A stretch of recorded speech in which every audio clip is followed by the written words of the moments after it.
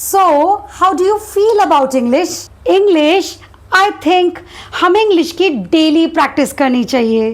That sounds good. I think English की movies देखना भी काफी हेल्पफुल होता है. मूवीज आई थिंक डेली के 5 नए वर्ड सीखना भी काफी ठीक रहता है. आई थिंक किसी से डेली बात करने से इंग्लिश बहुत अच्छी होती है. आई थिंक इंग्लिश की छोटी छोटी स्टोरीज पढ़ने से she thinks a lot. She's not sure about it. Maybe she's not confident.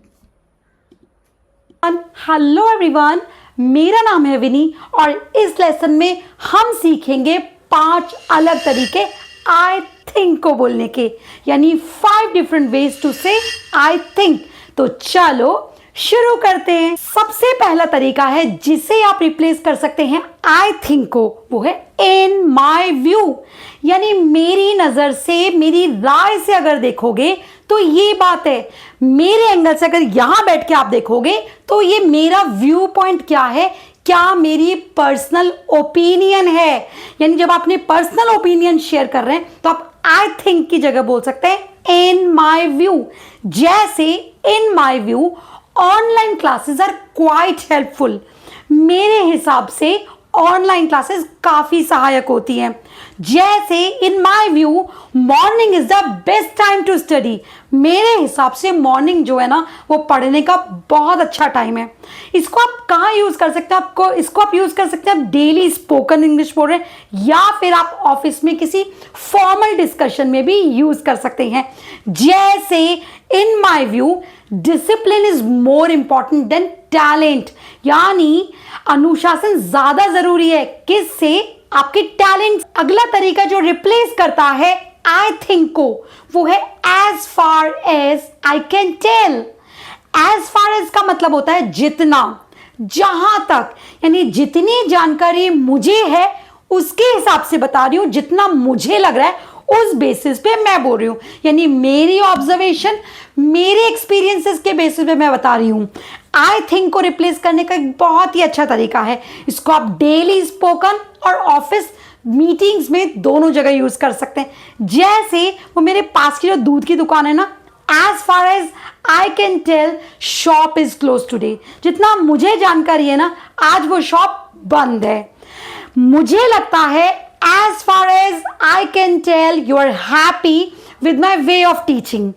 मुझे जितना जानकारी है, मुझे ऐसा लग रहा है कि आप खुश हैं मेरे पढ़ाने के तरीके से. तो दोस्तों, अगला तरीका जिससे आप आई थिंक को रिप्लेस कर सकते हैं वो है it seems to me. It seems to me यानी मुझे ऐसा लगता है. सीम्स का मतलब होता है लगना या दिखना, यानी मेरी नजर से ऐसा दिख रहा है. अगर आपको अपनी ओपिनियन शेयर करनी है या ऑब्जर्वेशन किसी को बतानी है तो आप बोल सकते हैं it seems to me I think की जगह. ये बहुत ही इनडायरेक्ट तरीका है अपनी बात को सॉफ्टली कहने का. आपने जैसे किसी चीज को ऑब्जर्व किया और आप इस नतीजे पर पहुंचे तो आप बोल सकते हैं इट सीम्स टू मी. जैसे it seems to me that she is not interested in coming to the party. मुझे ऐसा लगता है कि वो पार्टी में आने के लिए इंटरेस्टेड नहीं है. It seems to me that you are enjoying this lesson.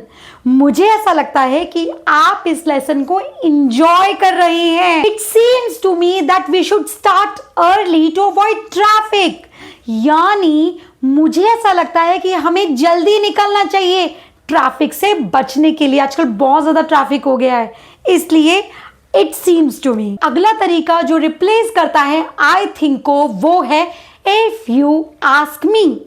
If you ask मी, अगर तुम मेरी राय पूछो तो, यानी मेरी पर्सनल ओपिनियन में अगर आपसे कोई आपकी पर्सनल ओपिनियन पूछता है, जैसे which movie should we watch, तो आप बोल सकते हैं if you ask me comedy one is better.